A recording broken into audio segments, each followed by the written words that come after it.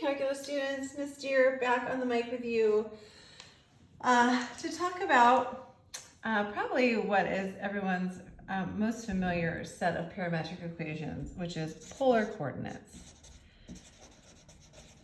So we are actually going to move away from the XY Cartesian plane, and we are going to set up a completely new set of coordinates. So instead of X and Y, all of our ordered pairs will be r comma theta. Now we are familiar with vectors, so we have a definite advantage here because r is the directed distance from the origin to the point. So if this is the point xy, this is r with direction. Theta is the directed angle from the vector that connects the origin to the point and the positive x-axis, which is called the pole. Everything in polar coordinates is measured relative to this positive x-axis. So when theta is positive, it goes this way. When theta is negative, it goes this way. So theta is the directed angle from this ray or this vector to the positive x-axis, which is called the polar axis. So for every normal Cartesian point, 1, 1, we can convert this to polar coordinates. So using the fact that r is the directed distance from the origin to the point, if this is the point 1, 1, then x squared plus y squared equals r squared. You can see our triangle right here. So 1 squared plus 1 squared equals r squared. R equals rad 2.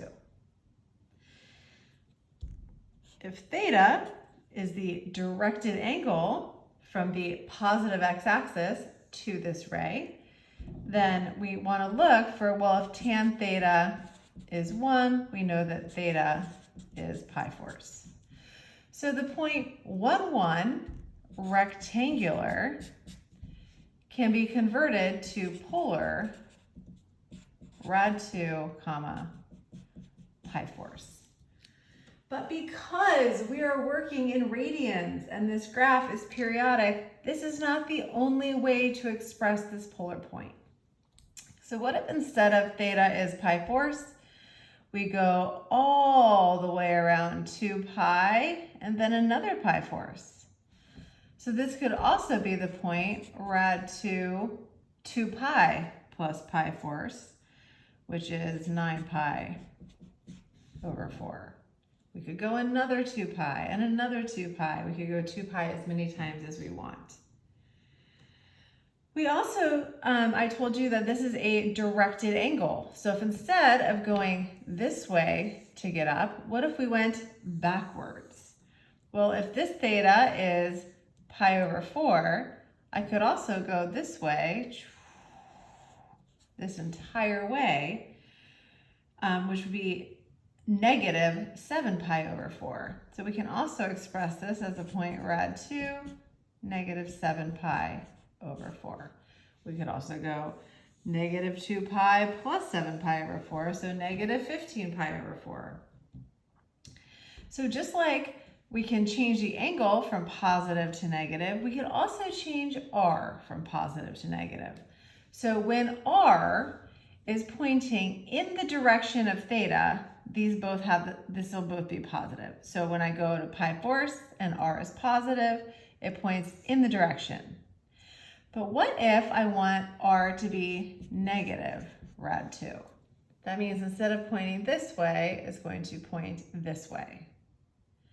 So when theta is here, so pi plus pi fourths, I want to take r and reverse it. So negative rad 2 comma 5 pi over 4 is another way of expressing the same exact point. All of these are polar representations of this one point in rectangular coordinates. I could also, instead of going this way to get down here, I could go this way. So I could also do the point negative rad 2 comma negative 3 pi over 4. And all of these go to the same, these are all polar representations, obviously there are infinitely many, of this rectangular point. So if we can plot a rectangular point and convert it to polar, then we can certainly plot a polar point and convert it to rectangular. The nice part being there's only going to be one answer for that one. So if I have the polar point, 3 pi, where would that point lie? Well, if theta is pi, I want to be here, and I want to go out a distance of 3. So this would be the point -3, 0 in rectangular coordinates. Again, pi is pointing this way, and I want my r to be along that direction. Oh, we're stuck here. So let's do another one. Let's plot the point. Let's give you a polar. 1, pi thirds. Well, if r is 1, this lies on the unit circle. So if this is pi thirds and this is 1, I know that this is a 1, 2, 1, 2, rad 3 triangle. So cosine, right, of this angle, so I would get the point 1/2 rad 3 over 2. This is sine of theta cosine theta because I'm on my unit circle. So I could also stretch r so that it is not lying on the unit circle. So in general, given r theta, to convert it to xy, well, I'm going to take, x is going to be cosine of theta, right? So whatever my r theta is, this is r, this is theta. Well, my x value is going to be cosine of theta, which is adjacent over hypotenuse. So x is going to be r cosine of theta, y is going to be r sine of theta. So let's say I have the polar point, let's do a different quadrant, 5 pi over 6. That's over here, right? This distance right here is 5. This angle right here is 5 pi over 6. So if I want to convert this to rectangular, what's happening here? If I memorize my unit circle, I'm good to go, but if you're me and you haven't, you actually have to set up your triangle this way. So if this is 5 pi over 6, this little angle inside of here is pi over 6. So now my is a 1, 2, rad 3 triangle. So x is going to be 5 times cosine of 5 pi over 6, which is 5 times rad 3 over 1. So this is 5 rad 3. And y is going to be r sine of theta, which is going to be 5 times rad 3 over 2. Oh, 5 over 2? 5 over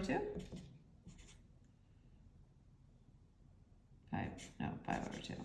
Oof. So in general, if I want to go from polar to rectangular, I can use these. I'm just making the triangles.